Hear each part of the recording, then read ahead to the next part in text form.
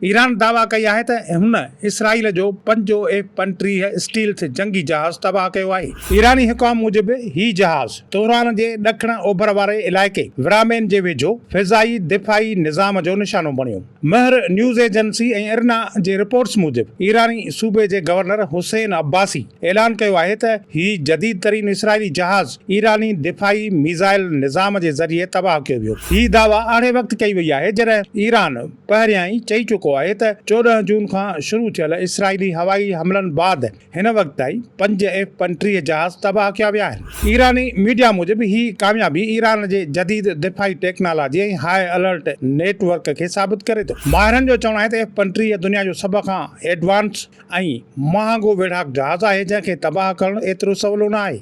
ही वाक़ियो विच ओभर में वधंदड़ छिकटाण खे वधीक ख़तरनाक करे सघे थो। इसराइल पारां हिन वक़्त ताईं ईरान जे दावा ते को बि रद्द अमल साम्हूं न आयो आहे।